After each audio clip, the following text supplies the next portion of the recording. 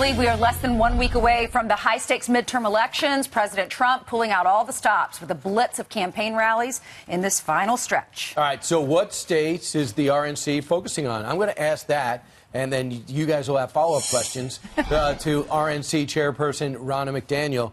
Ronna, a lot of people are looking at Minnesota in particular in terms of the races that could tip the balance in the House. You brought us to Minnesota's 1st district right away. This is real close.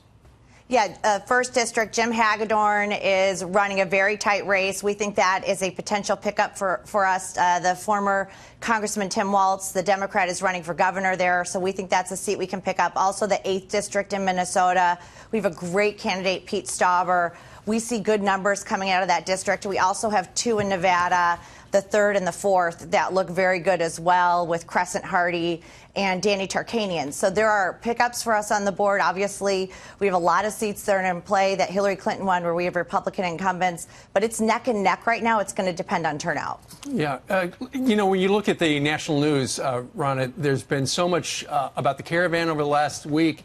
And then yesterday at the 11th hour, the president wants to add to the debate whether or not to end this birthright citizenship for people who are born in this country to parents who are not Americans.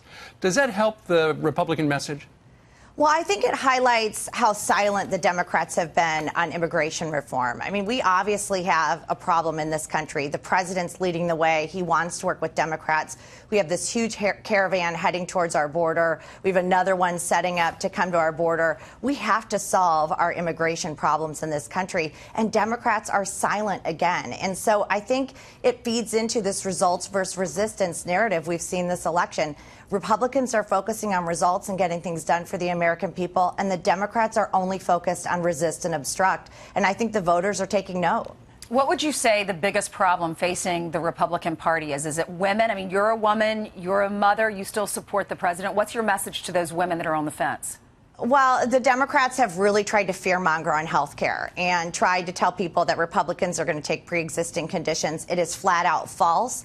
The president has been on the stump refuting that. We have candidates sharing stories of their family members, of their kids, of their mothers who have pre-existing conditions. Of course, we would never take away that right. So that's one of the things that the Democrats are trying to do. They try and scare their voters. But we're running on higher wages, more jobs, our economy doing well, taking on the opioid crisis. I mean, there's so many things that have come out of these first 2 years of President Trump and Republican leadership. And we're saying to voters, do you want to go back? We need to continue this comeback. There is so much at stake. And, of course, we have the #1 campaigner on the trail, President Trump, energizing our base. And, Ronna, besides that, you also have a very strong digital campaign. You guys really leapfrogged over what the Democrats were doing. You've invested $275 million, the largest ever in a ground game.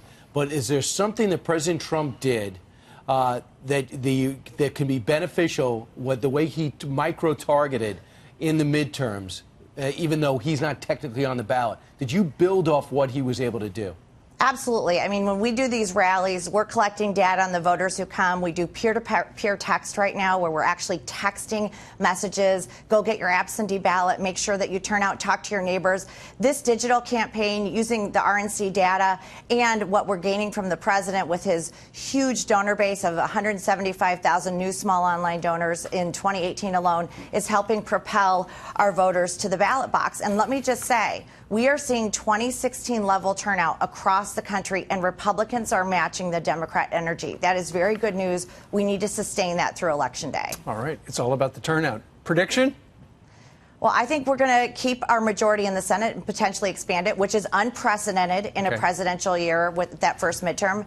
And I think we're going to keep the House. It is neck and neck. Everyone needs to turn out, talk to your friends, your neighbors, go call your old college roommates, turn them out to vote for Republicans. Yeah, and by the way, Nancy Pelosi, what if we don't have their numbers? Call high school friends. I don't care who. Talk to a stranger. We need to turn them out. Ex-girlfriends, whatever. Exactly. I advise you not to do that, Brian. Nancy Pelosi says the House is locked up already, so you might as well throw in the towel. Thanks, Yeah, Ronna. they said Hillary was going to win, too.